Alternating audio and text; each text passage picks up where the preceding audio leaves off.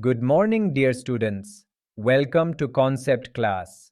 Today we begin one of the most dramatic and significant chapters in modern Indian history, the First War of Independence, 1857. This was not just a mutiny by soldiers, but a turning point that marked the beginning of India's struggle for freedom. We'll learn what caused it, how it unfolded, who participated, and why it ultimately failed, yet inspired generations to come.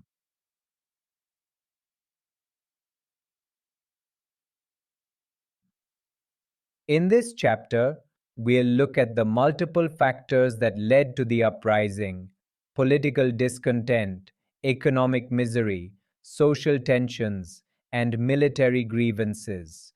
We'll trace how the revolt started in Meerut, spread across North India, who the key leaders were, and what the outcomes were. Let's begin by understanding the situation before 1857.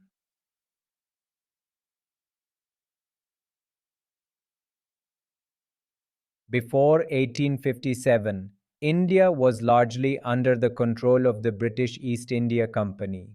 Its policies had ruined Indian industries, agriculture, and governance.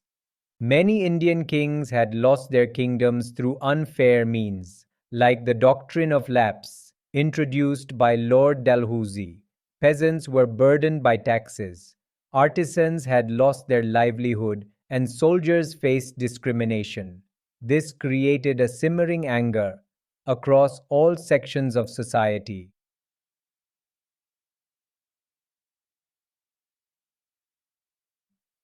The British annexed many Indian kingdoms under the doctrine of lapse, which said that if a ruler had no natural heir, his state would be annexed.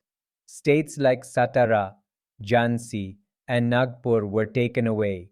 Even independent rulers like Awadh were annexed on the pretext of misgovernment. Such actions deeply hurt the Indian ruler's pride and the traditional order of succession.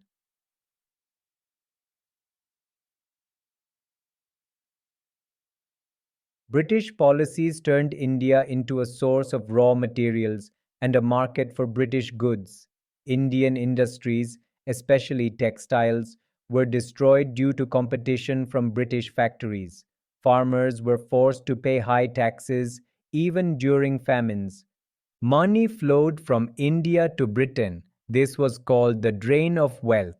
Such exploitation led to widespread poverty and resentment.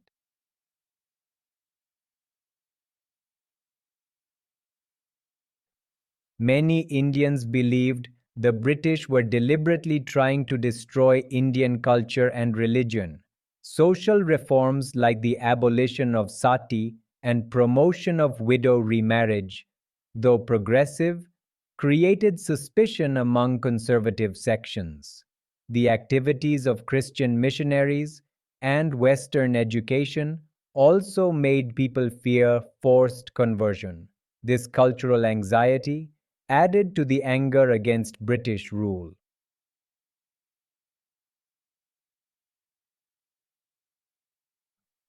The Indian soldiers, or sepoys, formed the backbone of the British Army in India, but they faced racial discrimination, low salaries, and poor treatment compared to British soldiers.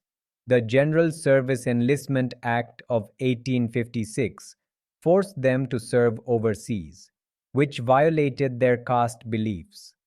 The final spark came with the Enfield rifle cartridges, rumored to be greased with cow and pig fat, deeply offending both Hindus and Muslims.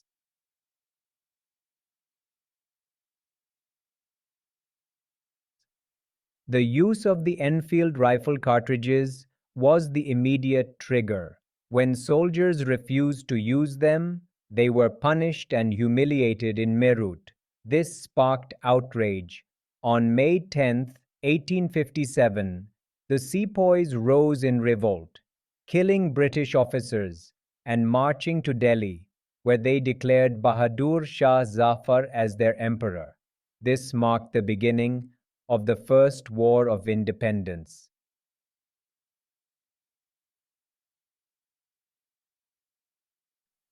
The revolt spread rapidly across north and central India.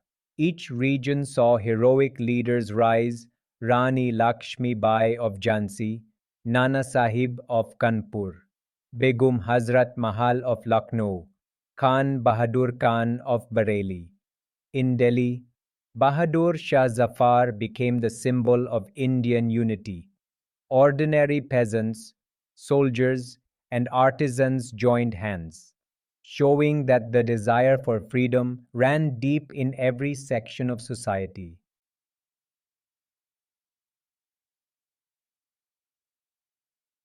The British, taken by surprise, soon regained control using superior weapons and reinforcements. Indian forces lacked coordination and a unified plan. Some Indian princes even supported the British.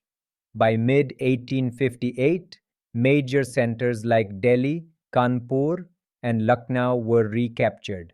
Thousands of rebels were executed or imprisoned.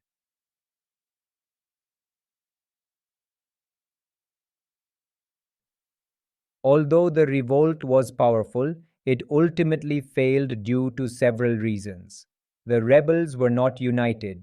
Many southern and eastern regions did not participate. There was no central leadership or communication. The British had better organization and modern weapons, and some Indian princes sided with the British for personal gain.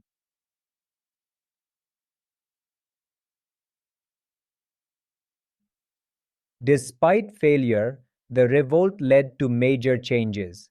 The East India Company was abolished, and India came directly under the British Crown. Queen Victoria's proclamation assured Indians that their religions and customs would be respected. The British Army was reorganized to prevent future mutinies. The revolt also forced the British to be more cautious in their policies.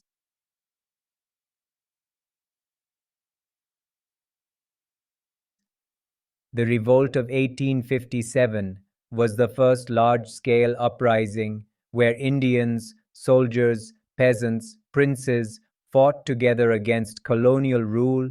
It may have failed militarily, but it succeeded in awakening a sense of national pride and unity.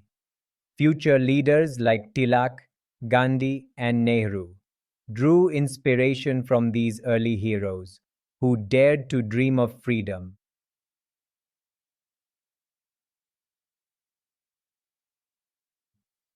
Let's quickly recap. The names you must remember: Bahadur Shah Zafar, symbolic leader in Delhi; Rani Lakshmi Bai, the warrior queen of Jhansi; Nana Sahib and Tatya Tope, leaders in Kanpur; Begum Hazrat Mahal, brave leader of Lucknow. Each became a legend, remembered for courage, patriotism, and self sacrifice.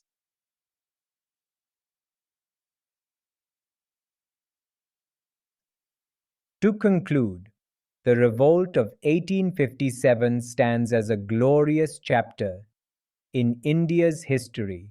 Though it ended in defeat, it lit the spark of freedom that would never die.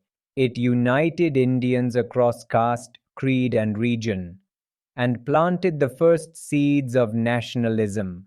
This war was not just about rebellion, it was the first call for Swaraj, or self rule. Thanks for watching this video. I hope you enjoyed our journey. Don't forget to like and subscribe our channel for more videos.